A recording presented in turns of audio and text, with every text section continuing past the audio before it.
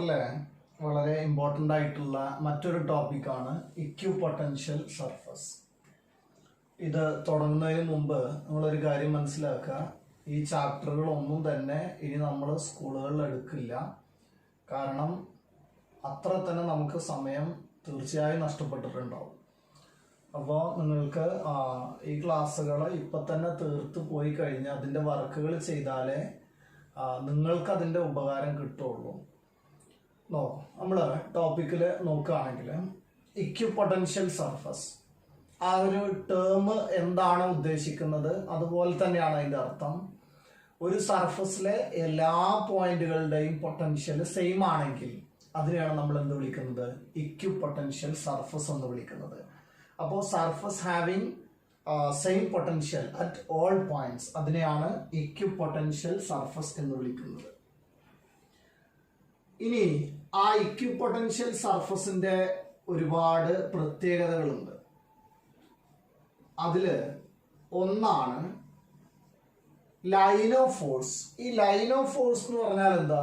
Electric field lines ആണ് ഉദ്ദേശിക്കുന്നത്. Line of force, ഈ ഇലക്ട്രിക് ഫീൽഡ് ലൈൻസ് എപ്പോഴും ഈ ഇക്വിപൊട്ടൻഷ്യൽ സർഫസുകൾക്ക് എന്തായിരിക്കും? പെർപെൻഡിക്കുലർ ആയിരിക്കും. വളരെ ഇമ്പോർട്ടൻ്റ് ആണ്. ഇക്വിപൊട്ടൻഷ്യൽ സർഫസ് എന്ന് പറഞ്ഞാൽ surface having same potential at all points ആണ്. ആ ഇക്വിപൊട്ടൻഷ്യൽ സർഫസിന് ഇലക്ട്രിക് ഫീൽഡ് ലൈൻസ് എങ്ങനെയായിരിക്കും? പെർപെൻഡിക്കുലർ ആയിരിക്കും. അത് പെർപെൻഡിക്കുലർ ആണ് എന്ന് നമ്മൾക്ക് എന്ത് ചെയ്യണം? പ്രൂവ് ചെയ്യണമെങ്കിൽ രണ്ട് സ്റ്റേറ്റ്മെന്റുകളെ കൊണ്ട് നമ്മൾക്ക് എന്ത് ചെയ്യാൻ പറ്റും? പ്രൂവ് ചെയ്യാൻ പറ്റും. അതെങ്ങനെയാന്ന് ചോദിച്ചാൽ, ഒന്ന് വർക്ക് ഡണിന്റെ ഇക്വേഷൻ ആണ്. വർക്ക് ഡണിന്റെ ഇക്വേഷൻ നമുക്ക് രണ്ടെണ്ണം പറയാം. ആ രണ്ടെണ്ണം ഇതാണ്. ഒന്ന് ചാർജ് ഇൻറ്റു പൊട്ടൻഷ്യൽ ഡിഫറൻസ്. ഒരു ഇക്വിപൊട്ടൻഷ്യൽ സർഫസിലെ പൊട്ടൻഷ്യലുകൾ സെയിം ആണെങ്കിൽ പൊട്ടൻഷ്യൽ ഡിഫറൻസ് എന്തായിരിക്കും? 0 ആണ്. അപ്പോൾ ഒരു പോയിന്റിൽ നിന്നും മറ്റൊരു പോയിന്റിലേക്ക് ഇക്വിപൊട്ടൻഷ്യൽ സർഫസിലെ ഒരു പോയിന്റിൽ നിന്നും മറ്റൊരു പോയിന്റിലേക്ക് ഒരു ചാർജിനെ നീക്കണമെങ്കിൽ വർക്ക് ഡൺ എന്തായിരിക്കും? 0 ആണ്. കാരണം Q into VA minus VB എന്നുള്ള ഒരു ഇക്വേഷൻ കൊടുക്കുമല്ലോ നമ്മൾ. ആ കൊടുക്കുന്ന നേരത്തെ ആ പൊട്ടൻഷ്യൽ ഡിഫറൻസ് 0 ആയിരിക്കും. അതുകൊണ്ട് വർക്ക് ഡൺ 0 ആണ്. ഒന്ന്.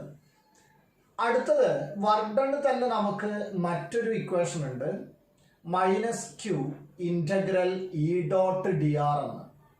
അപ്പൊ EdR കോസ് തീറ്റ എന്നാണത്. അങ്ങനെ അത് 0 ആവണമെങ്കിൽ കോസ് തീറ്റ എത്രയാവണം? 90 ആവണം. കോസ് 90 0 ആണ്. അപ്പൊ അതാണ് അതിന്റെ പ്രൂഫായിട്ട് നമുക്ക് വരിക. ഒന്ന്, നമുക്ക് ചാർജിന്റെ പൊട്ടൻഷ്യൽ ഡിഫറൻസ് ഉപയോഗിച്ചിട്ട് നമുക്ക് അതിന്റെ വർക്ക് ഡൺ എത്രയാണ്? 0 ആണെന്ന് കിട്ടി. അങ്ങനെയാണെങ്കിൽ -Q integral E dot dr എന്താവണം? 0 ആവണം. അത് 0 ആവണമെങ്കിൽ EdR കോസ് തീറ്റയിലെ തീറ്റ എന്താവണം? 90 ആവണം.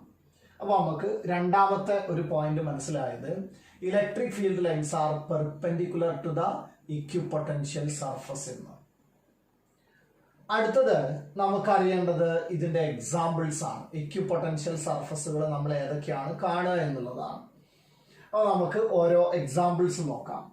ഒന്ന്, ഒരു പോയിന്റ് ചാർജിന് ചുറ്റും ഉള്ള ഓരോ സ്ഫിയറുകളും ഇക്വിപൊട്ടൻഷ്യൽ സർഫസ് ആണ്. ഒരു ചാർജിന് ചുറ്റും നമ്മൾ എത്ര സ്ഫിയറുകൾ എടുത്താലും അതൊക്കെ എന്താണ്? ഇക്വിപൊട്ടൻഷ്യൽ സർഫസ് ആണ്. നിങ്ങൾ നോക്കിയാൽ മനസ്സിലാവും, ആ പോയിന്റ് ചാർജിന്റെ ആ സർഫസിലുള്ള എല്ലാ പൊട്ടൻഷ്യലുകളും ഈക്വൽ ആണ്. അപ്പോൾ R ഡിസ്റ്റൻസ് അകലെ ഏത് സ്ഫിയറുകൾ എടുത്താലും അത് ഇക്വിപൊട്ടൻഷ്യൽ സർഫസുകളായിരിക്കും. ഇനി അടുത്തൊരു കാര്യം, ഒരു കണ്ടക്ടറിന്റെ സർഫസ് എപ്പോഴും ഇക്വിപൊട്ടൻഷ്യൽ സർഫസ് ആയിരിക്കും. ഇത് നമ്മൾ പിന്നീട് പ്രൂവ് ചെയ്യും. അപ്പോൾ രണ്ടാമത്തെ എക്സാമ്പിൾ കിട്ടിയത് സർഫസ് ഓഫ് എ കണ്ടക്ടർ. ഒരു കണ്ടക്ടറിന്റെ സർഫസ് എപ്പോഴും എന്താണ്? ഇക്വിപൊട്ടൻഷ്യൽ സർഫസ് ആണ്. അടുത്തത്, ഞാനൊരു യൂണിഫോം ഇലക്ട്രിക് ഫീൽഡ് കാണിക്കുകയാണെന്ന് കരുതുക. യൂണിഫോം ഇലക്ട്രിക് ഫീൽഡ് നമ്മൾ പാരലൽ സ്ട്രൈറ്റ് ലൈൻസ് കൊണ്ടാണ് കാണിച്ചിരുന്നത്. ഇതിന് ഇങ്ങനെ പെർപെൻഡിക്കുലർ ആയിട്ട് വരയ്ക്കുന്ന ഏത് പ്ലെയിനും എന്താണ്? ഇക്വിപൊട്ടൻഷ്യൽ സർഫസ് ആണ്. അപ്പൊ കാരണം ആ പ്ലെയിനിന് എങ്ങനെയാ പെർപെൻഡിക്കുലർ ആണ്. പെർപെൻഡിക്കുലർ ആണെങ്കിൽ അത് മിക്കവാറും എന്താവും, ഇക്വിപൊട്ടൻഷ്യൽ സർഫസ് ആവും. അപ്പൊ യൂണിഫോം ഇലക്ട്രിക് ഫീൽഡിൽ ഇക്വിപൊട്ടൻഷ്യൽ സർഫസുകൾ കാണിക്കാൻ പറഞ്ഞാൽ ഇങ്ങനത്തെ പ്ലെയിനുകൾ അങ്ങനെ വരച്ചു കൊടുക്കണം. അടുത്തത് നമുക്ക് ഡൈപോൾ ഉണ്ടല്ലോ. ഡൈപോളില് +q -q വന്നപ്പോ അതിന്റെ ഇക്വറ്റോറിയൽ ലൈനിലെല്ലാം പൊട്ടൻഷ്യൽ എന്താണ്, 0 ആണ് എന്ന് നമ്മൾ എന്ത് ചെയ്തിരുന്നു, കണ്ടിരുന്നു. ആ ഇക്വറ്റോറിയൽ ലൈനിന്റെ ഇക്വറ്റോറിയൽ പ്ലെയിന് അതിന്റെ ഫീൽഡ് ലൈൻസ് നോക്കിക്കഴിഞ്ഞാൽ ഇവിടെ ഒക്കെ പൊട്ടൻഷ്യലുകൾ 0 ആണ്. അത് 0 ആണെങ്കിൽ അവിടുത്തെ പൊട്ടൻഷ്യലുകളൊക്കെ സെയിം ആണ് എന്നർത്ഥം.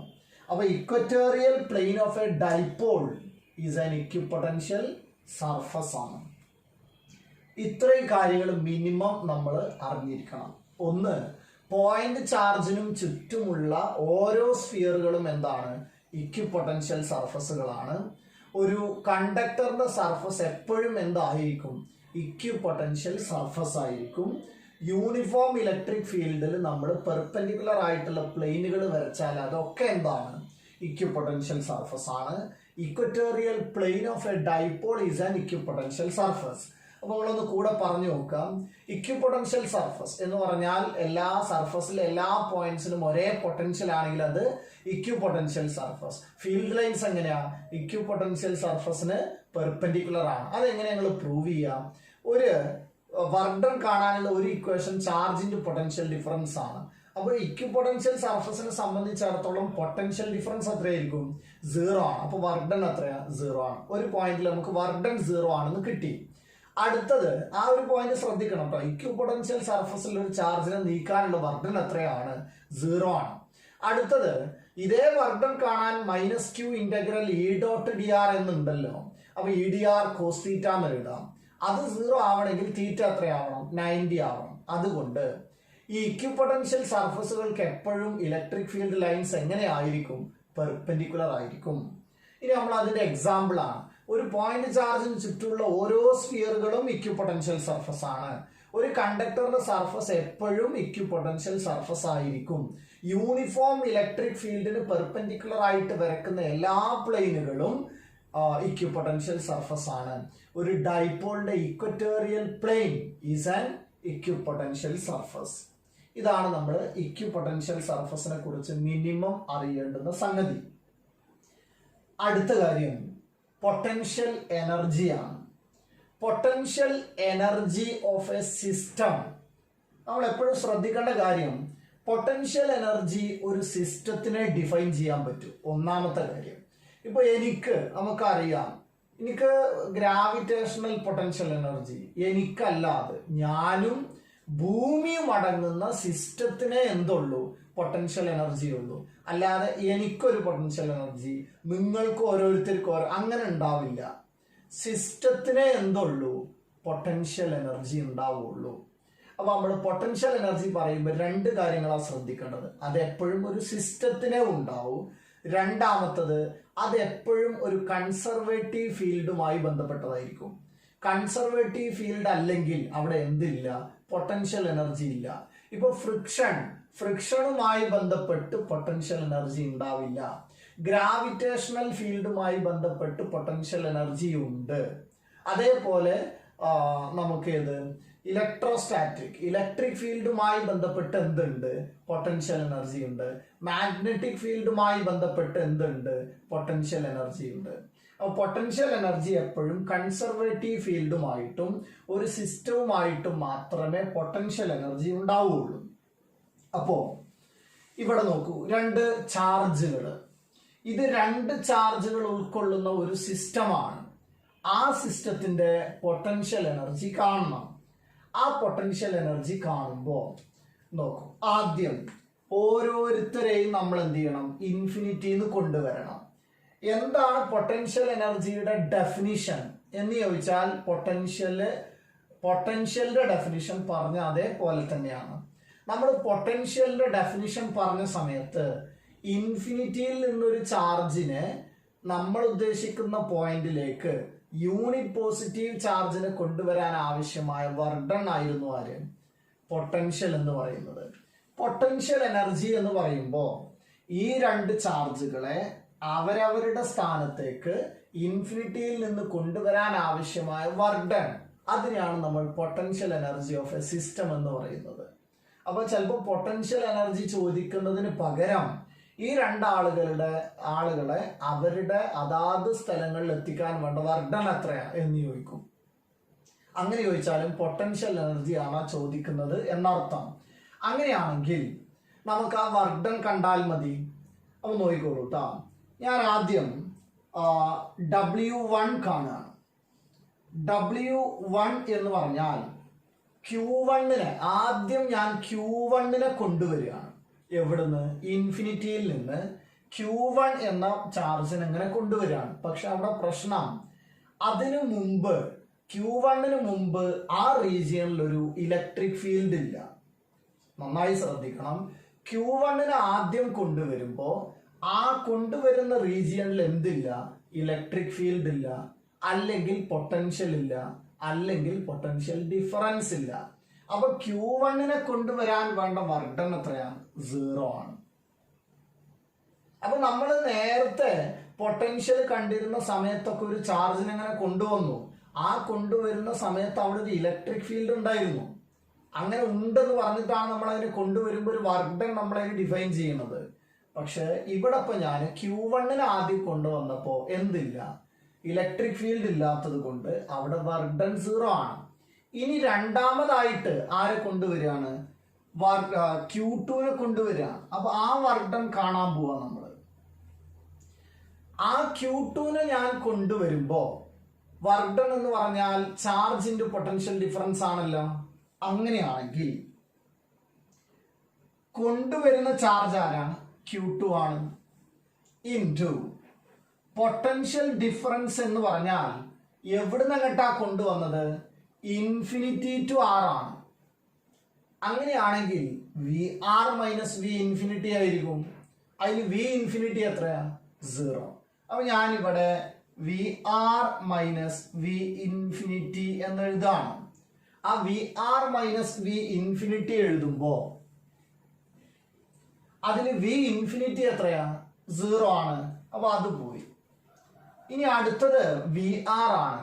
R എന്ന ഡിസ്റ്റൻസിലെ പൊട്ടൻഷ്യൽ അത് ആരുണ്ടാക്കുന്നതാ? Q1 എന്ന ചാർജ് അവിടെ ഉള്ളത് കൊണ്ട് ആ Q1 ഉണ്ടാക്കുന്ന പൊട്ടൻഷ്യൽ ആണ് ആര്? V1. അപ്പോ V1 ഞാൻ എഴുതേണ്ടത് Q1ന്റെ പൊട്ടൻഷ്യൽ ആണ്. ആ Q1ന്റെ R ഡിസ്റ്റൻസിലെ പൊട്ടൻഷ്യൽ എഴുതിയാൽ 1/4πε0 ഇൻറ്റു Q1/R ആണ്. Q1/R. പക്ഷെ ഒരു Q2 കൂടെ മുമ്പ് അവിടെ ഉണ്ടായിരുന്നില്ലേ? അപ്പോ വർക്ക് ഡൺ ഇക്വേഷൻ എന്താ കിട്ടുക? 1/4πε0 ഇൻറ്റു Q1 Q2/R. അങ്ങനെയാണെങ്കിൽ ഈ ടോട്ടൽ വർക്ക് ഡണ്ണിനെയാണ് നമ്മൾ പൊട്ടൻഷ്യൽ എനർജി ആയിട്ട് പറയുന്നത്.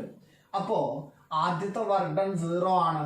അങ്ങനെയാണെങ്കിൽ potential energy equal to 1/4πε0 into Q1 Q2/R. ഇതാണ് potential energy of two system of charges.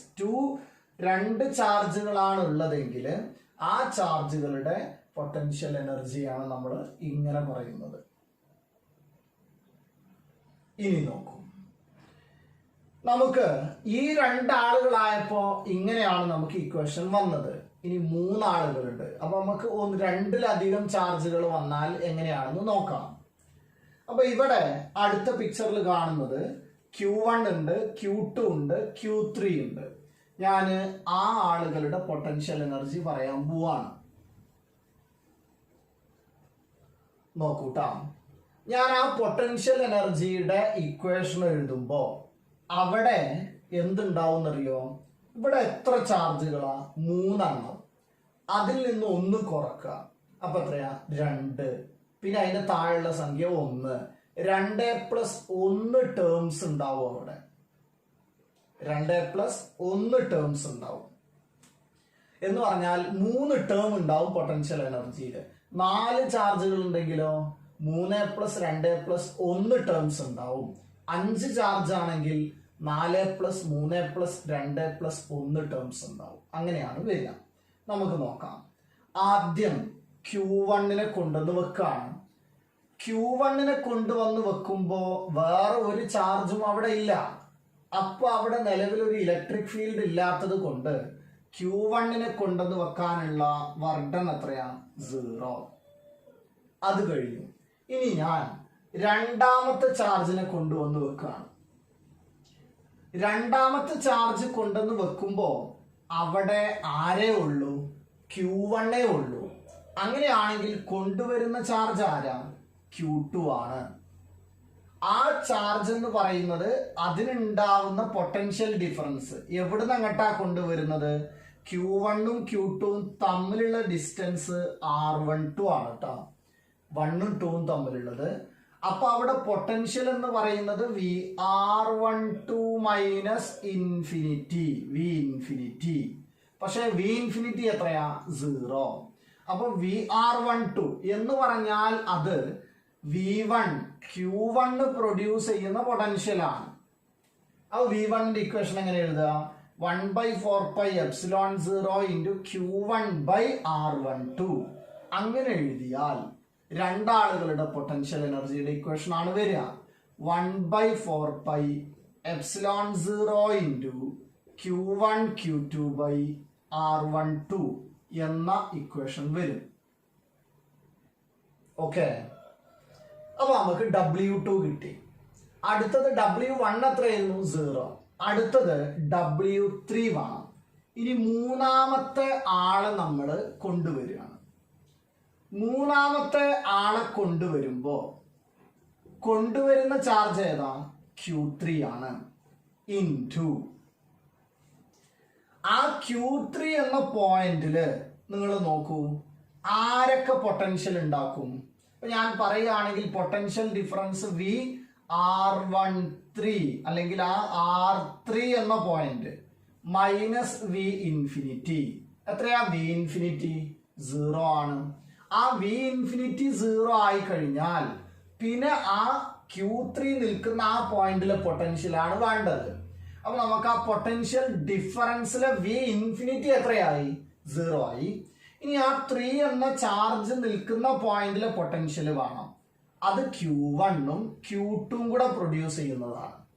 അങ്ങനെ Q1ഉം Q2ഉം കൂടെ പ്രൊഡ്യൂസ് ചെയ്യുന്ന പൊട്ടൻഷ്യൽ എന്ന് പറഞ്ഞാൽ V1 ഉണ്ട് പ്ലസ് ആരും ഉണ്ട്, V2 ഉണ്ട്. അങ്ങനെയാണെങ്കിൽ V1ന്റെ ഇക്വേഷൻ എഴുതുമ്പോ Q1/R13 എന്ന ഇക്വേഷൻ വരും. അടുത്തത് Q2/R23. രണ്ട് പൊട്ടൻഷ്യലാണ്.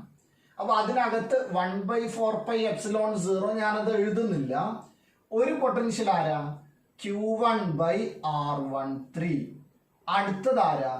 Q2/R23. ഇങ്ങനെ രണ്ട് പൊട്ടൻഷ്യൽ ഉണ്ട്. ഇതിന് മുമ്പ് ആരുണ്ട്? 1/4π. ഇത് അകത്തോട്ട് ഗുണിച്ചു കഴിഞ്ഞാൽ നമുക്ക് വരുന്ന ഇക്വേഷൻ ഇങ്ങനെയാണ്. ആരായിരുന്നു കോമൺ? 1/4πε0 into Q1 Q2/R1. നമ്മൾ കൊണ്ടുവന്ന ചാർജ് ആരായിരുന്നു? Q3 ആണ്. അപ്പൊ Q1 Q3/R13 പ്ലസ് അടുത്തത് ആരായിരുന്നു? Q2ഉം Q3ഉം. Q2 Q3/R23. ഇതാണ് നമുക്ക് വരുന്ന എന്ത്? പൊട്ടൻഷ്യൽ എനർജി, മൂന്നാമത്തെ വർക്ക് ഡൺ. അങ്ങനെയാണെങ്കിൽ ടോട്ടൽ വർക്ക് ഡൺ കണ്ടാൽ ആ സിസ്റ്റത്തിന്റെ എന്ത് കിട്ടും? പൊട്ടൻഷ്യൽ എനർജി കിട്ടും. അപ്പൊ ഞാൻ ടോട്ടൽ പൊട്ടൻഷ്യൽ എനർജി എഴുതുകയാണെങ്കിൽ U ഈക്വൽ ടു 1/4πε0 കോമൺ ആണ്.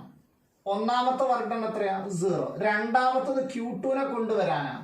അവിടെ നിലവിലുള്ളത് Q1 Q2/R12 plus അടുത്തതാരാ? Q1 Q3/R13 plus Q2 Q3/R23. ഇതാണ് നമ്മുടെ പൊട്ടൻഷ്യൽ എനർജിയുടെ ഇക്വേഷൻ വരിക. അപ്പൊ നമുക്ക് ഓരോന്നിന്റെയും ഇക്വേഷൻ കിട്ടി. ഇനി നമുക്ക് അടുത്ത ഒരു കാര്യം നോക്കാം. അടുത്തൊരു പോയിന്റ്, ഒരു പോസിറ്റീവ് ചാർജ് എവിടുന്ന് എങ്ങോട്ടാണ് മൂവ് ചെയ്യുക എന്നുള്ളതാണ്. ഒരു പോസിറ്റീവ് ചാർജ് എപ്പോഴും മൂവ് ചെയ്യുന്നത് higher potential to lower potential ആണ്, അല്ലേ? ആണ്. നോക്കാം. നെഗറ്റീവ് ചാർജ് മൂവ് ചെയ്യുന്നത് lower potential to higher potential ആണ് വരിക. അപ്പൊ നമുക്ക് ഇതാണ് കാര്യം. ഒരു positive charge higher potential to lower potential move ചെയ്യണമെങ്കിൽ അതേപോലെ തന്നെ നെഗറ്റീവ് ചാർജ് എവിടെ നിന്ന് കണ്ടാ പോവാ? Lower potential to higher potential. അതിന്റെ കാരണം ഇതാണ്, നമ്മൾ എപ്പോഴും ഒരു സിസ്റ്റം അത് തീരുമാനിക്കുന്നത് എപ്പോഴും അതിന്റെ ഒരു സിസ്റ്റത്തിന്റെ പ്രത്യേകത എപ്പോഴും അതിന്റെ പൊട്ടൻഷ്യൽ എനർജി കുറക്കാൻ നോക്കും. ഒരു പൊട്ടൻഷ്യൽ എനർജി കുറക്കാനാണ് എന്ത് ചെയ്യുക? ഒരു സിസ്റ്റം എപ്പോഴും ട്രൈ ചെയ്യുക. ഇപ്പൊ ഞാൻ ഒരു ക്വസ്റ്റ്യൻ ചോദിക്കുകയാണ്, പോസിറ്റീവ് ചാർജ് എവിടുന്ന് എങ്ങട്ടാ മൂവ് ചെയ്യുക? Higher potential to lower potential. Negative ചാർജോ lower potential to higher potential. എന്തേ കാരണം? ഒരു സിസ്റ്റം എപ്പോഴും അതിന്റെ പൊട്ടൻഷ്യൽ എനർജി കുറക്കാനേ നോക്കുള്ളൂ. അങ്ങനെയാണെങ്കിൽ ഇത് നമുക്കൊന്ന് നോക്കാം. ഞാന് ഇവിടെ ഒരു പ്ലസ് ക്യൂ ഉണ്ട് എന്ന് കരുതുക. ഇനി വേറെ ഒരു പോസിറ്റീവ് ചാർജ് അത് എങ്ങോട്ടാണ് മൂവ് ചെയ്യാന്നാണ് നോക്കുന്നത്. നിങ്ങൾ ഇവിടെ ഒരു നോക്കിക്കഴിഞ്ഞാൽ 2 പോയിന്റ് എടുക്കുകയാണ്, എ മുതൽ ബി വരെ. അപ്പൊ ഇതിലേതാ ഹയർ പൊട്ടൻഷ്യൽ വരിക? എ ആണ് ഹയർ പൊട്ടൻഷ്യൽ, അടുത്തുള്ളതാണ് ഹയർ പൊട്ടൻഷ്യൽ, ബിയോ ലോവർ പൊട്ടൻഷ്യൽ. ഇനി നിങ്ങൾ ഇവിടെ ഒരു പോസിറ്റീവ് ചാർജ് വെച്ചാൽ റിപ്പൽഷൻ കാരണത്താൽ ഇത് ബിയിലോട്ട് പോകും. അപ്പൊ ബിയിലോട്ട് പോവാനുള്ള കാരണം അതങ്ങനെ റിപ്പൽഷൻ വഴി പോകും, അത് നമുക്കറിയാം. അപ്പൊ അത് മൂവ് ചെയ്യുന്നത് എവിടെ നിന്ന് കേട്ടാ? Higher potential to lower potential.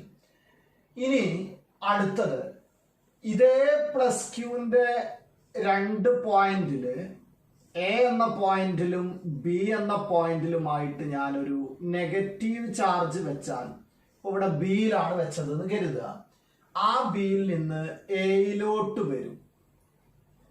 അപ്പൊ അത് അട്രാക്ഷൻ കാരണത്താൽ വന്നോളും. അപ്പൊ നമ്മൾ ബിയിൽ നിന്ന് എയിലോട്ട് വന്നാൽ അവിടെ എവിടുന്നാണ് അത് മൂവ് ചെയ്തതെന്നാണ് നോക്കേണ്ടത്. ഈ പോസിറ്റീവ് കാരണത്താൽ ബി എന്ന പോയിന്റും എ എന്ന പോയിന്റും നോക്കുമ്പോൾ ലോവർ ടു ഹയർ ആണ് വന്നത്. പക്ഷേ നെഗറ്റീവ് ചാർജ് അടുത്തോട്ട് വന്നാലേ പൊട്ടൻഷ്യൽ എനർജി കുറയുള്ളൂ. പോസിറ്റീവ് ചാർജ് ആവുമ്പോൾ അകന്നു പോയാലേ പൊട്ടൻഷ്യൽ എനർജി കുറയുള്ളൂ. അപ്പോ 2 ചോദ്യങ്ങൾക്ക് ഒരേ ഉത്തരാണ്. പോസിറ്റീവ് ചാർജ് മൂവ് ചെയ്യുന്നത് ഹയർ ടു ലോവർ പൊട്ടൻഷ്യൽ ആണെങ്കിൽ നെഗറ്റീവ് ചാർജ് മൂവ് ചെയ്യുന്നത് ലോവർ ടു ഹയർ പൊട്ടൻഷ്യൽ ആണ്. രണ്ടിന്റെയും കാരണം എന്താ വരിക? ഒരു സിസ്റ്റം എപ്പോഴും പൊട്ടൻഷ്യൽ എനർജി കുറക്കാനാണ് നോക്കുക. ഓക്കെ, അടുത്തത് പൊട്ടൻഷ്യൽ എനർജിയും ഫോഴ്സും തമ്മിലുള്ള റിലേഷനാണ്. നിങ്ങൾക്ക് പൊട്ടൻഷ്യൽ എനർജി ചെയ്ത സമയത്ത് പോസിറ്റീവ് ആണ് കിട്ടിയതെങ്കിൽ, പോസിറ്റീവ് പൊട്ടൻഷ്യൽ എനർജി ആണെങ്കിൽ ഫോഴ്സ് വരുന്നത് റിപ്പൽഷൻ ആയിരിക്കും. നെഗറ്റീവ് പൊട്ടൻഷ്യൽ എനർജി ആണ് കിട്ടിയതെങ്കിൽ ഫോഴ്സ് അട്രാക്ഷൻ ആയിരിക്കും. ഇതാണ് പൊട്ടൻഷ്യൽ എനർജിയും ഫോഴ്സും തമ്മിലുള്ള റിലേഷൻ. അപ്പൊ എന്തൊക്കെയാ മനസ്സിലായത്? പൊട്ടൻഷ്യൽ എനർജി ഒരു സിസ്റ്റത്തിൻ്റെത് നിങ്ങൾക്ക് പോസിറ്റീവ് ആണ് കിട്ടിയതെങ്കിൽ എന്താണ്? അത് റിപ്പൽസീവ് ഫോഴ്സ് ആയിരിക്കും. നെഗറ്റീവ് പൊട്ടൻഷ്യൽ എനർജി കിട്ടിയാൽ അതിനർത്ഥം അത് അട്രാക്റ്റീവ് ഫോഴ്സ് ആണെന്ന് അർത്ഥം. അങ്ങനെയാണെങ്കിൽ ഒരു ക്വസ്റ്റ്യൻ ആണ് ഇവിടെ. ആ ക്വസ്റ്റ്യനില് ആ പിക്ചർ നോക്കുക നിങ്ങൾ.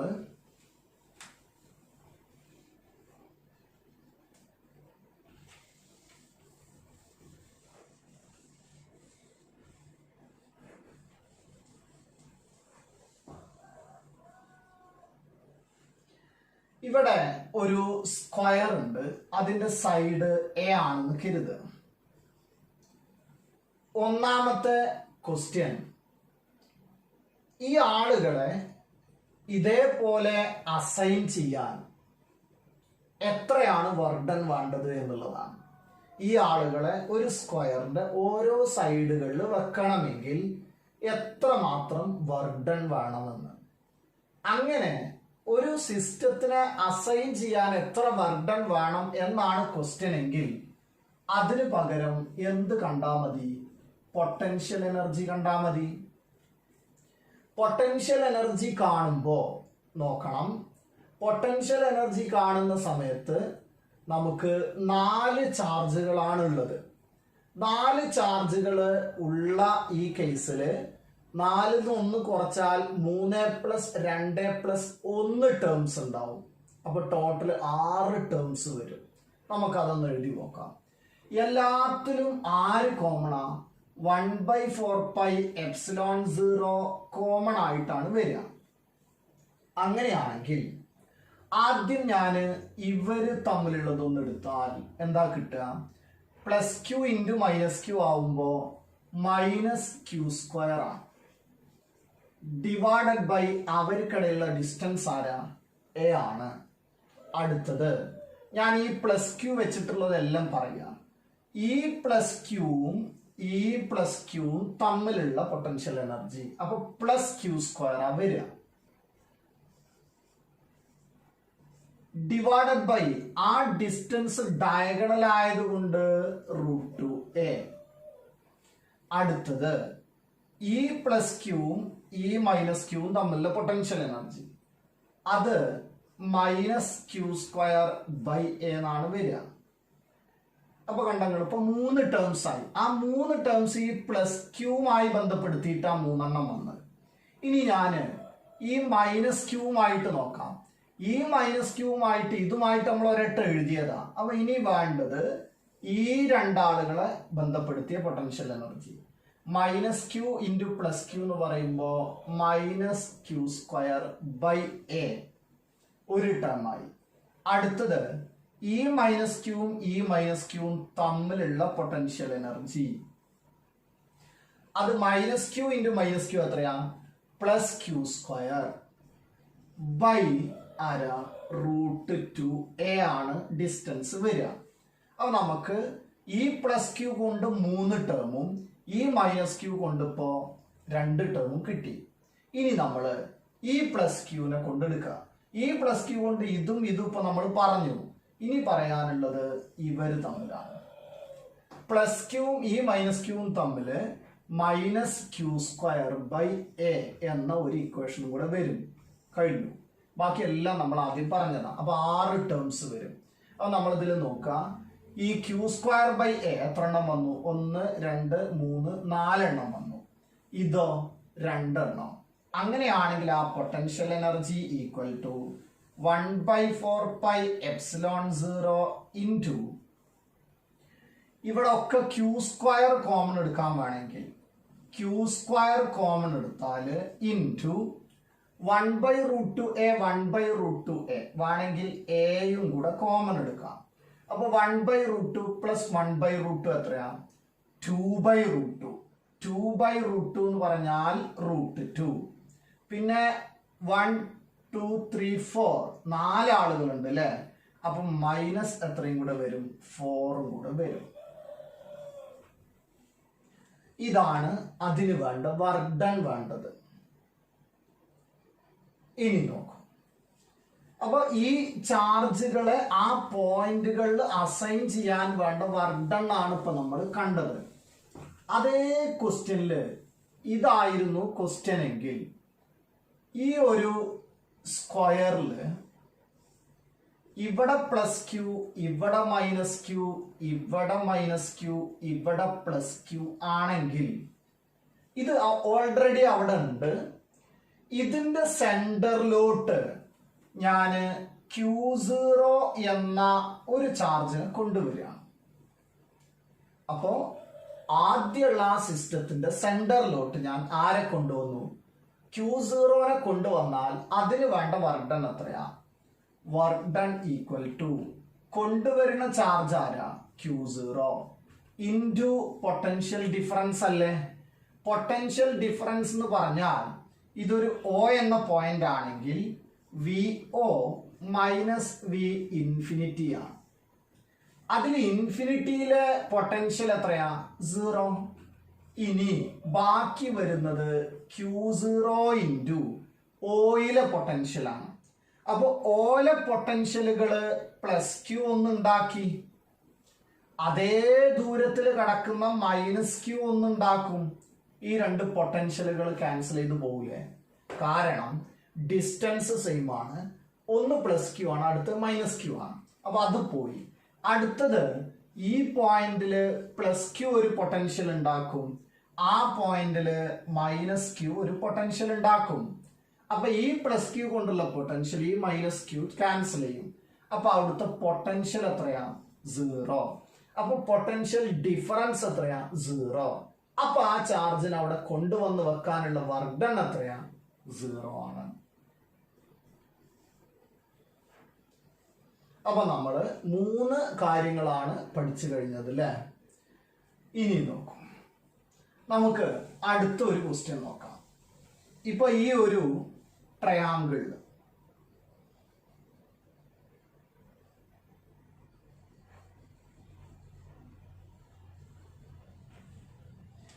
ഇത് Q ആണ്, ഇതും Q ആണ്, ഇതും Q ആണ്. 3 ഈക്വൽ ആണ്. അത് ഈക്വൽ ആണെങ്കിൽ ഇതിന്റെ സെൻട്രോയിഡില് ഓരോ സൈഡും A ആണെങ്കിൽ ഇതിന്റെ സെൻട്രോയിഡിലെ പൊട്ടൻഷ്യൽ കാണണം ആദ്യം. സെൻട്രോയിഡിലെ പൊട്ടൻഷ്യൽ കാണാന്ന് പറഞ്ഞാല് നോക്കൂ, V ആണ് കാണേണ്ടത്. V ഈക്വൽ ടു സെൻട്രോയിഡിൽക്ക് കോർണർ എന്നുള്ള ദൂരം എത്രയാ? A/√3 ആണ്. അപ്പൊ 3 ചാർജും ഈക്വൽ ആയതുകൊണ്ട് ഒരാളുടെ പൊട്ടൻഷ്യൽ കണ്ടിട്ട് എന്ത് ചെയ്താൽ മതി? ആഡ് ചെയ്താൽ മതി. അപ്പൊ 3 into 1/4πε0 into Q divided by ആ ഡിസ്റ്റൻസ് എന്ന് പറയുന്നത് A/√3. ഇതാണ് ആ സിസ്റ്റത്തിന്റെ സെൻട്രോയിഡിലെ ടോട്ടൽ പൊട്ടൻഷ്യൽ വരുന്നത്. അടുത്തത് കാണേണ്ടത് പൊട്ടൻഷ്യൽ എനർജി ആണെങ്കിൽ നോക്കൂ, പൊട്ടൻഷ്യൽ എനർജി കാണുമ്പോൾ 3 ആളുകൾക്ക് 2+1 ടേംസ് ആയിരിക്കും. അപ്പൊ നോക്കുക, ആദ്യം ഇവര് തമ്മിലൊന്ന് 1/4πε0 കോമൺ എടുക്കാം ഇൻറ്റു Q²/A. ഇതാണല്ലോ ഡിസ്റ്റൻസ്, A ആണ് ഇവര് തമ്മിലുള്ള ഡിസ്റ്റൻസ്. അടുത്തത് ഈ ക്യൂമായി ബന്ധപ്പെടുത്തിയിട്ടതാ ഈ 2 ആളുകൾ. അപ്പൊ എത്രയാ? Q²/A പ്ലസ് അടുത്തത് ഈ 2 ആളുകൾ തമ്മിൽ പൊട്ടൻഷ്യൽ എനർജി, അതും Q²/A കഴിഞ്ഞു. 2+1. അങ്ങനെയാണെങ്കിൽ ആൻസർ 3 ഇൻറ്റു 1/4πε0 ഇൻറ്റു Q²/A എന്നാണ് വരിക. അപ്പൊ നമ്മള് പൊട്ടൻഷ്യൽ എനർജിയും അതുമായി റിലേറ്റ് ചെയ്ത ക്വസ്റ്റ്യൻസ് ആണ് ഇപ്പൊ ചെയ്തത്. അപ്പൊ EQ potential surface, potential energy, ഇത് കൃത്യമായിട്ട് നോക്കാട്ടോ. ഇനി നമ്മള് സിംഗിൾ ചാർജിന്റെ പൊട്ടൻഷ്യൽ എനർജി, ഒരു സിംഗിൾ ചാർജിന് മാത്രമായിട്ടൊരു പൊട്ടൻഷ്യൽ എനർജി ഉണ്ടാവില്ല എന്ന് നമ്മൾ പറഞ്ഞതാണ്. അപ്പൊ അതെങ്ങനെയാണെന്ന് ചോദിച്ചാൽ, അവിടെ ഒരു എക്സ്റ്റേണൽ ഇലക്ട്രിക് ഫീൽഡ് വേറെ ഉണ്ട്. ഒരു എക്സ്റ്റേണൽ ഇലക്ട്രിക് ഫീൽഡ് ഉണ്ടാവണമെങ്കിൽ വേറെ എവിടെയോ ഒരു ചാർജ് ഉണ്ടെന്ന് അർത്ഥം. അപ്പൊ നമ്മൾ ആ ഒരു എക്സ്റ്റേണൽ ഇലക്ട്രിക് ഫീൽഡിനെ ബേസ് ചെയ്തിട്ടാണ് നമ്മൾ പൊട്ടൻഷ്യൽ എനർജി പറയുന്നതെങ്കിൽ അപ്പോഴാണ് നമ്മളൊരു potential energy of A single charge എന്ന് പറയുന്നത്. അപ്പോ ഒരു എക്സ്റ്റേണൽ ഇലക്ട്രിക് ഫീൽഡില് നമ്മൾ ഇവിടെ ഒരു ചാർജ് ക്യൂനെ വെച്ചു എന്ന് കരുതുക.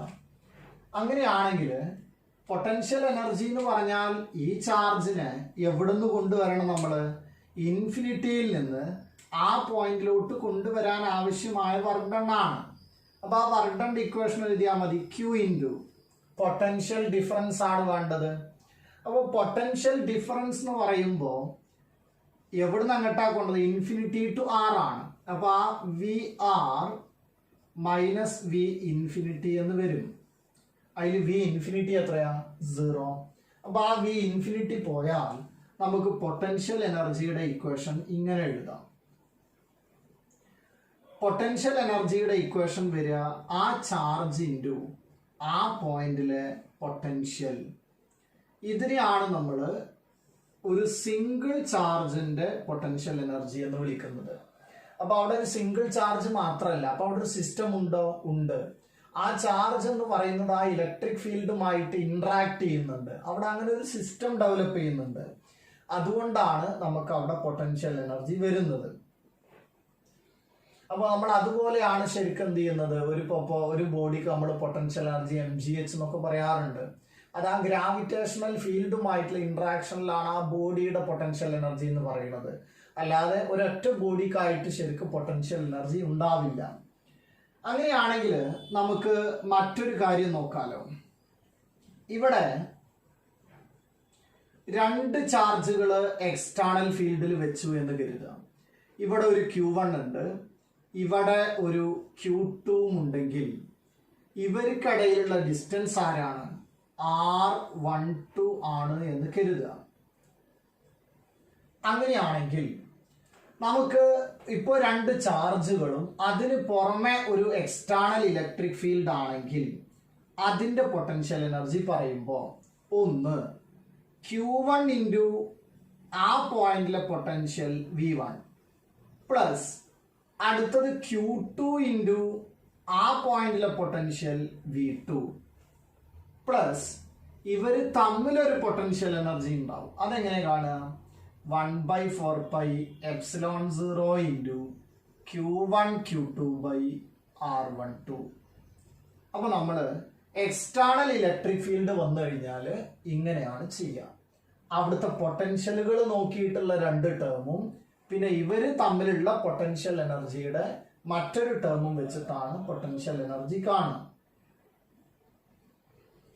ഇനി നമുക്ക് ഒരു ക്വസ്റ്റ്യൻ നോക്കാം. ഈ ക്വസ്റ്റ്യനിൽ ഇതുമായി ബന്ധപ്പെടുത്തിയിട്ടുള്ള ഒരു ക്വസ്റ്റ്യൻ ആണ്. ഇവിടെ ഒരു +7 മൈക്രോ കൂളമ്പും ഒരു -2 മൈക്രോ കൂളമ്പും 0.18 മീറ്റർ സെപ്പറേഷനിൽ വെച്ചിരിക്കുകയാണ്.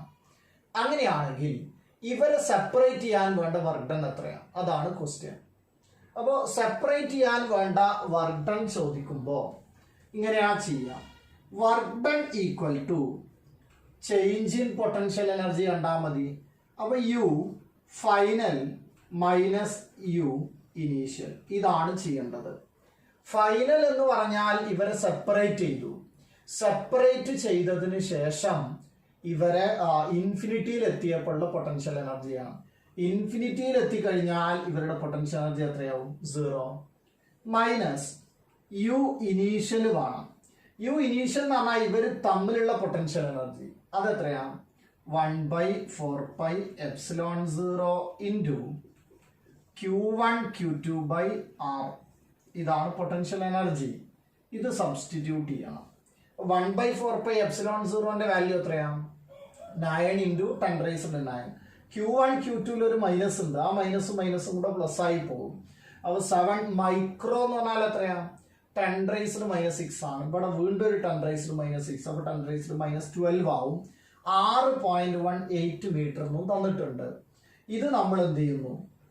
കാൽക്കുലേറ്റ് ചെയ്ത് കഴിഞ്ഞാൽ ഇവരെ സെപ്പറേറ്റ് ചെയ്യാനുള്ള വർക്ക് ഡൺ കാണാൻ പറ്റും. അപ്പൊ സെപ്പറേറ്റ് ചെയ്യാനുള്ള വർക്ക് ഡൺ കാണുമ്പോൾ നിങ്ങൾ എന്താ ചെയ്തത്? Work done equal to change in potential energy. അങ്ങനെയാണെങ്കിൽ ഇതേ ക്വസ്റ്റ്യനിൽ ഞാൻ തരുന്ന നിങ്ങൾക്ക് തന്ന ആ വർക്ക് ഷീറ്റില് ഇതിന്റെ നോട്ട് ഉണ്ടല്ലോ, അതിലൊരു ക്വസ്റ്റ്യൻ ഉണ്ട്. ഇവിടെ ഈ രണ്ട് ചാർജുകൾ മാത്രമല്ല, ഇവരുടെ ഈ സിസ്റ്റത്തിൽ ഒരു ഇലക്ട്രിക് ഫീൽഡും കൂടെ ഉണ്ട്. ആ ഇലക്ട്രിക് ഫീൽഡ് A/R² ആണ്. അങ്ങനെയാണെങ്കിൽ ഈ ഒരു സിസ്റ്റത്തിന്റെ പൊട്ടൻഷ്യൽ എനർജിയാണ് നമ്മളോട് കാണാൻ പറയുന്നത്. അപ്പൊ ഇലക്ട്രിക് ഫീൽഡ് കൂടെ തന്നാൽ ഈ പറഞ്ഞ രീതിയിൽ വേണം ചെയ്യാൻ. അങ്ങനെ വരുമ്പോ ആദ്യം നമ്മൾ കാണേണ്ടത് ഇലക്ട്രിക് ഫീൽഡ് കിട്ടിക്കഴിഞ്ഞാൽ പൊട്ടൻഷ്യൽ കാണാനുള്ളതാണ്. പൊട്ടൻഷ്യൽ ആദ്യം കാണണം. എങ്ങനെയാ പൊട്ടൻഷ്യൽ കാണുക? V equal to minus integral E.dr ആണ്. അപ്പോ ആ ഇലക്ട്രിക് ഫീൽഡിനെ ഇന്റഗ്രേറ്റ് ചെയ്യണം. ഇന്റഗ്രേറ്റ് ചെയ്യുമ്പോൾ ഇലക്ട്രിക് ഫീൽഡ് എത്രയാ? A/R² ആണ്.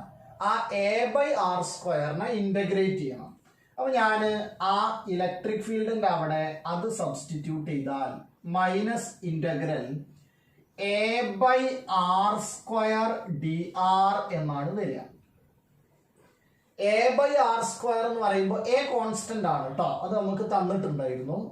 1/r² ഇന്റഗ്രല് -1/r ആണ്. അപ്പോ 1/r² ഇന്റഗ്രൽ -1/r എഴുതുമ്പോ a/r എന്നാണ് കിട്ടുക. അപ്പൊ നമുക്ക് പൊട്ടൻഷ്യൽ കിട്ടി. അപ്പൊ നോക്കൂ, ഇലക്ട്രിക് ഫീൽഡ് തന്നാൽ എന്ത് കാണാം? പൊട്ടൻഷ്യൽ കാണാം. ഈ ഇക്വേഷൻ നമ്മൾ പഠിച്ചതാണ്, -∫E.dr. അപ്പൊ എനിക്ക് പൊട്ടൻഷ്യലിന്റെ ഇക്വേഷൻ കിട്ടിയത് a/r ആണ്. അങ്ങനെയാണെങ്കിൽ എങ്ങനെയാണ് ഈ സിസ്റ്റത്തിന്റെ പൊട്ടൻഷ്യൽ എനർജി കാണുക? പൊട്ടൻഷ്യൽ എനർജി കാണുമ്പോൾ നോക്കൂ, ഇതാണ് സംഗതി വരിക. പൊട്ടൻഷ്യൽ എനർജി കാണുമ്പോൾ a/r ആണ് ഒരാളുടെ പൊട്ടൻഷ്യൽ വരുന്നത്. അപ്പോ ഒന്ന് Q1 V1 plus അടുത്തതോ Q2 V2 plus അടുത്തതോ ഇവർ രണ്ടാളുള്ള എക്സ്റ്റേണൽ ഫീൽഡ് കൊണ്ടുള്ളത് എഴുതി. ഇനി ഇവർ തമ്മിലൊന്ന് 1/4πε0 ഇൻറ്റു Q1 Q2 R ഇവര് തമ്മിലുള്ള ദൂരം. അപ്പൊ നമ്മൾ എന്ത് ചെയ്യുക, ഈ V1ന്റെ അവിടെ a/r എന്നും V2ന്റെ അവിടെ a/r എന്നും ഇതും സബ്സ്റ്റിറ്റ്യൂട്ട് ചെയ്താൽ ഈ സിസ്റ്റത്തിന്റെ പൊട്ടൻഷ്യൽ എനർജി കിട്ടും. അങ്ങനെയാണെങ്കിൽ ഈ R എന്ന് എടുക്കുന്നത്, ഇപ്പൊ ഈ V1 എന്ന് പറയുമ്പോൾ a/r ആണല്ലോ. ഇതില് ആ ക്വസ്റ്റ്യനിൽ ഇവിടെ തന്നിട്ടുണ്ട് എന്ന് എനിക്ക് തോന്നുന്നു. ആ ക്വസ്റ്റ്യൻ നിങ്ങൾ ആ നോട്ടിൽ നോക്കാം. ഇത് ഒറിജിൻ ആണെങ്കിൽ ഈ പോയിന്റിലേക്കുള്ള ഡിസ്റ്റൻസും ഈ പോയിന്റിലേക്കുള്ള ഡിസ്റ്റൻസും നമുക്ക് കാണാൻ പറ്റും. ഇത് 0.18 ആണെങ്കിൽ ഇത് എത്രയാ? 0.9 ആണ്. ഇതോ 0.9 അല്ല, 0.09 ആണ് വരിക. അപ്പോ ഇതാണ് നമ്മുടെ രീതി. അപ്പൊ നമ്മൾക്ക് ഇവിടെ ശ്രദ്ധിക്കേണ്ട കാര്യം, ഇലക്ട്രിക് ഫീൽഡ് a/r² എന്ന് തന്നപ്പോ എങ്ങനെയാണ് നമ്മൾ പൊട്ടൻഷ്യൽ കണ്ടത് എന്ന് നോക്കണം. അപ്പൊ നമുക്ക് 3 ടേം ഉണ്ടാവും. ഇത് കണ്ടു കഴിഞ്ഞാൽ ഇതിന്റെ ടോട്ടൽ പൊട്ടൻഷ്യൽ എനർജി കിട്ടും. ഇനി നമുക്ക് അറിയാനുള്ളത് potential energy of a dipole ആണ്.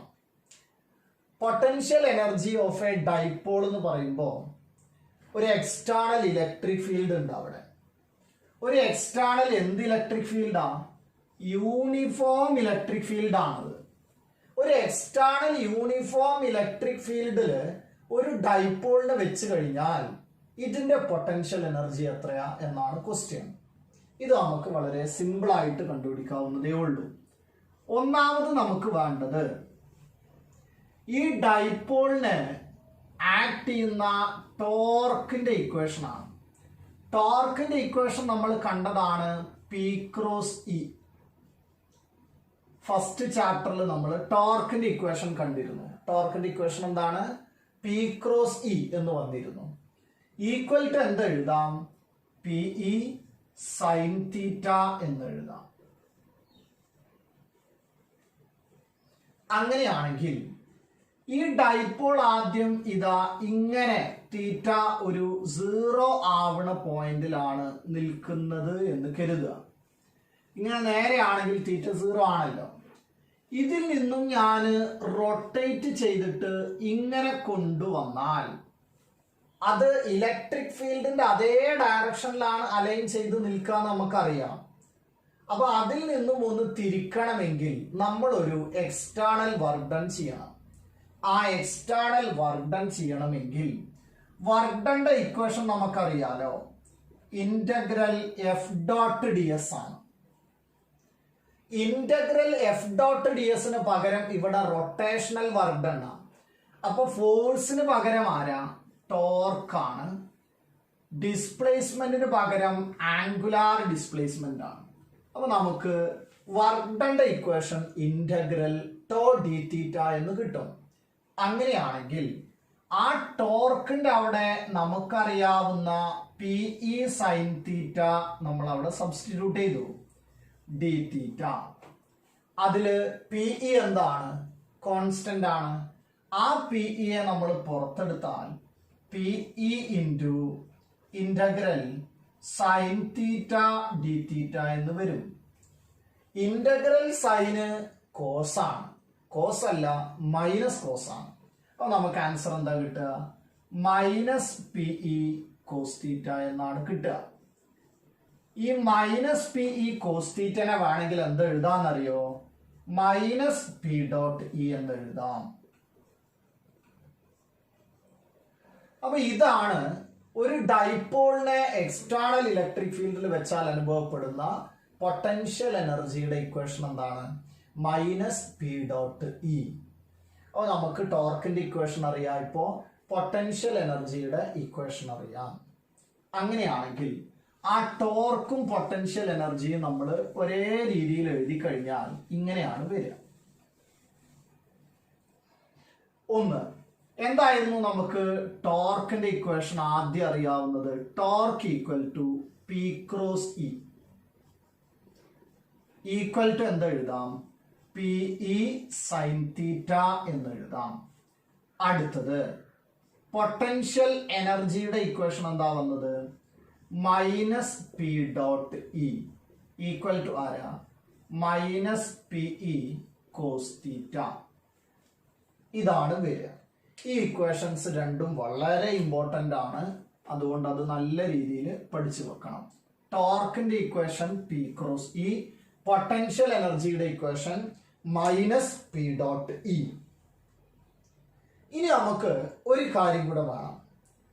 ഒരു θ1 എന്ന ആംഗിൾ നിന്ന് θ2 എന്ന ആംഗിളിലോട്ട് തിരിക്കണമെങ്കിൽ നമ്മൾ വർക്ക് ഡൺ കാണാൻ പോവാണ്. വർക്ക് ഡൺ കാണുമ്പോൾ എവിടെ നിന്ന് അങ്ങോട്ടാ തിരിക്കേണ്ടത്? θ1 എന്ന ആംഗിളിൽ നിന്ന് θ2 എന്ന ആംഗിളിലോട്ട് തിരിക്കണമെങ്കിൽ വേണ്ട വർക്ക് ഡൺ സിമ്പിൾ ആയിട്ട് change in potential energy. Change in potential energy എന്ന് പറയുമ്പോൾ U final minus U initial. U final എന്ന് പറഞ്ഞാൽ θ2 ആണ്. അപ്പൊ മൈനസ് പി ഇ കോസ് θ2 ഇതാണ് final potential energy. Minus minus initial ആരാ? P E cos θ1. ഇത് നമ്മളൊന്ന് മൈനസുകളൊക്കെ മാറ്റി എഴുതുകയാണെങ്കിൽ നമുക്ക് കിട്ടുക ഇങ്ങനെയാണ്. പി ഇ കോമൺ എടുക്കാം. P E into cos θ1 minus cos θ2. ഇങ്ങനെയാണ് നമുക്ക് ഇക്വേഷൻ വരിക. ഈ മൂന്ന് ഇക്വേഷൻസ്, ഒന്നാര ടോർക്കിന്റെ equation P cross E equal to P E sine theta, potential എനർജിന്റെ equation minus P E cos theta, work done to rotate from θ1 to θ2 P E cos θ1 minus cos θ2. വളരെ important ആണ്, നന്നായിട്ട് പഠിച്ചു വെക്കട്ടോ. ഈ മൂന്ന് ഇക്വേഷൻസ് വെച്ചിട്ട് ഡൈപോളിന്റെ ചില കേസുകൾ പറയാണ് നമ്മൾ.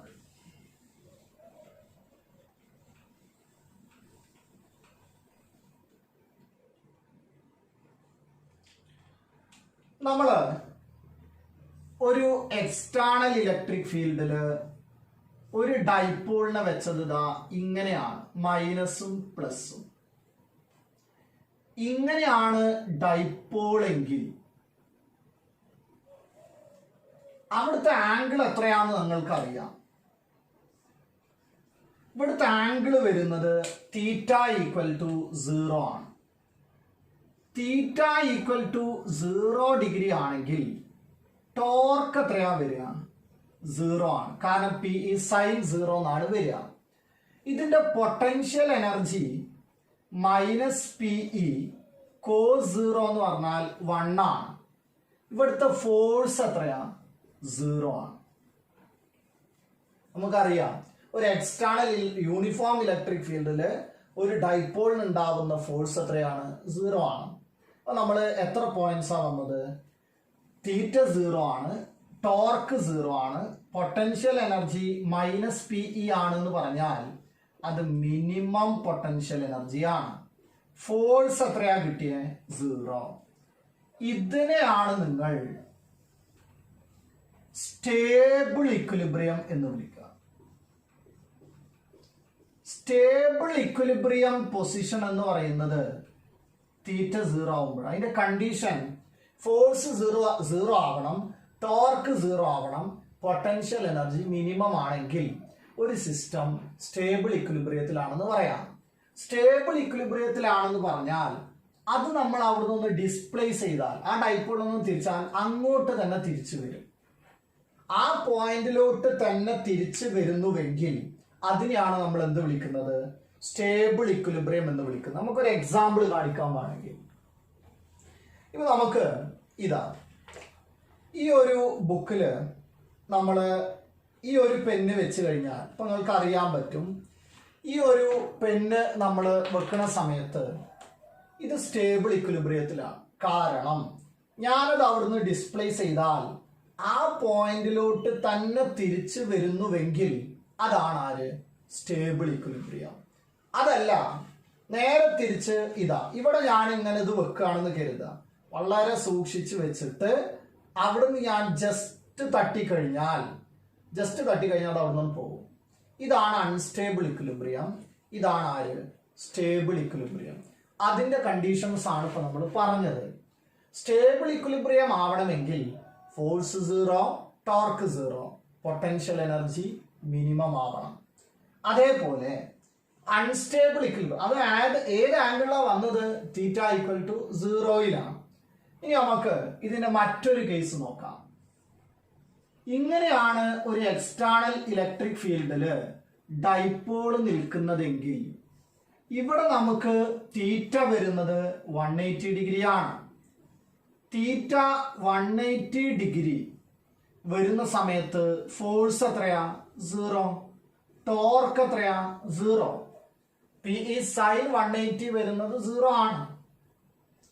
Potential energy minus PE cos 180 എന്ന് വരുമ്പോ പ്ലസ് PE എന്നാണ് വരിക. അത് മാക്സിമം ആണ്. ഈ കണ്ടീഷനെയാണ് നമ്മൾ അൺസ്റ്റേബിൾ ഇക്വിലിബ്രിയം എന്ന് വിളിക്കുന്നത്.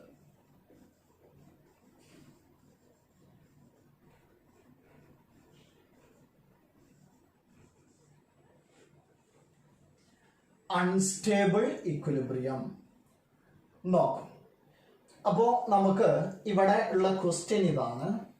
ഒന്ന്, ഒരു ഡൈപോളിന്റെ സ്റ്റേബിളും അൺസ്റ്റേബിൾ ഇക്വിലിബ്രിയം. തീറ്റ 0 ആണെങ്കിൽ സ്റ്റേബിൾ ഇക്വിലിബ്രിയം, 180 ഡിഗ്രി ആണെങ്കിൽ അൺസ്റ്റേബിൾ ഇക്വിലിബ്രിയം. നമ്മൾ പൊട്ടൻഷ്യൽ എനർജിയുടെ കാര്യങ്ങളാണ് പഠിച്ചത്. ഇനി നമ്മൾ ഒരു കാര്യം കൂടെ അറിയണം, അതാണ് ഇലക്ട്രോൺ വോൾട്ട്. ഇലക്ട്രോൺ വോൾട്ട് നമ്മൾ പല കേസുകളിൽ പഠിച്ചിട്ടുള്ളതാണ്. നമ്മളത് ആദ്യം ശരിക്കും കാണുന്നത് ഏതിലാണ്?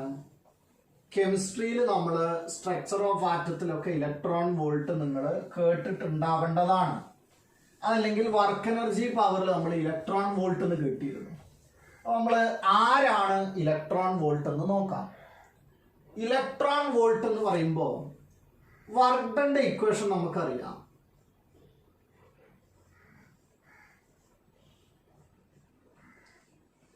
വർക്ക് ഡന്റെ ഒരു equation charge into potential difference ആണ്.